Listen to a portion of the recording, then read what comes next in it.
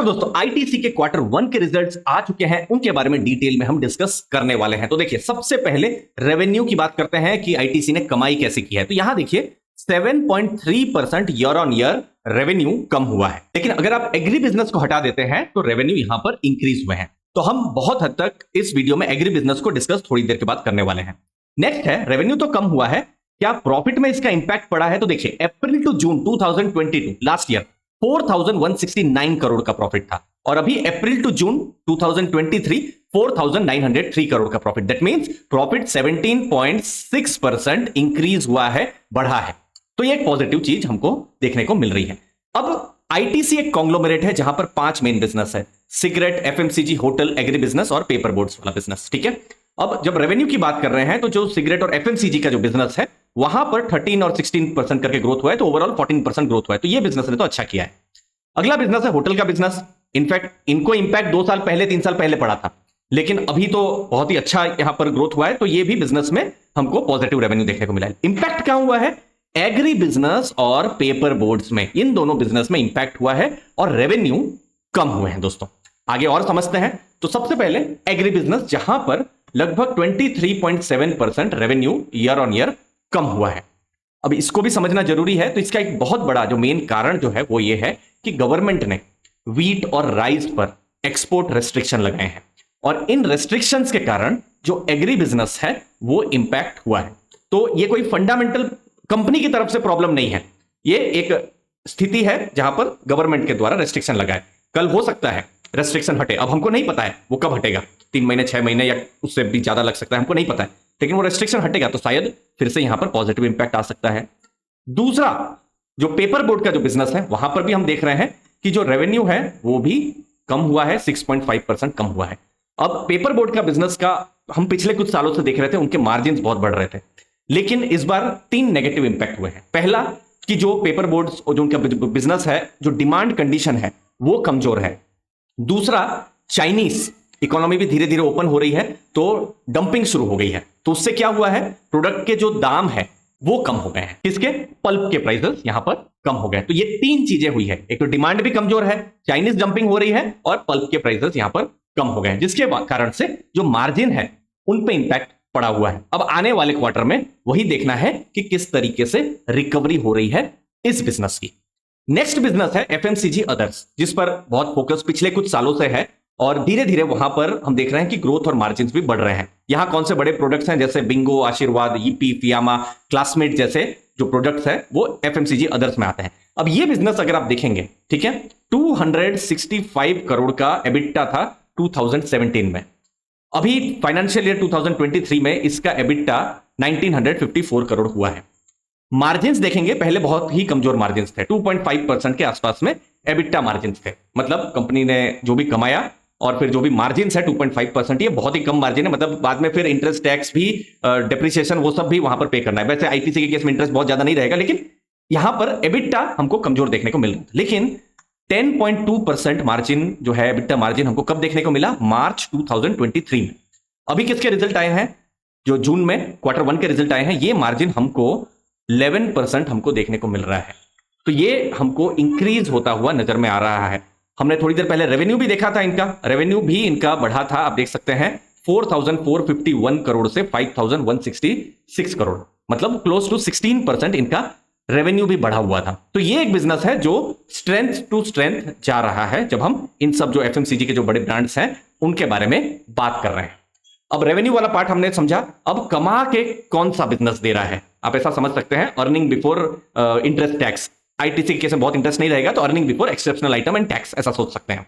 तो सिगरेट का जो बिजनेस है 4656 करोड़, आईटीसी ने टोटल कितना कमाया है? 6546 करोड़। मतलब कि आईटीसी का लगभग 70% प्रॉफिट जो है, जो मेन बिजनेस जो है अभी भी सिगरेट का जो बिजनेस है, और इस बिजनेस को कुछ अगर इंपैक्ट पड़ता है तब इस कॉन्ग्लोमरेट में बड़ा इंपैक्ट पड़ सकता है। ठीक है, लेकिन ये बिजनेस को हमने ग्रोथ होता हुआ भी देखने को मिला है, चाहे वो रेवेन्यू ग्रोथ हो और एबिट ग्रोथ हो। सरप्राइज किसने किया है? एफएमसीजी अदर्स के बिजनेस ने, जहां पर मार्जिन भी बढ़े हैं और रेवेन्यू भी बढ़े हैं। यहां पर अर्निंग लास्ट ईयर 204 करोड़ की थी, इस बार 431 करोड़ की यहां अर्निंग हुई है। होटल के बिजनेस में भी 17% अर्निंग बढ़ी है। एग्री बिजनेस में रेवेन्यू का इंपैक्ट पड़ा है लेकिन यहां पर अर्निंग पर उनके जरूर मार्जिन बढ़े होंगे, तो वो भी पॉजिटिव यहां पर दिखाई दे रहा है।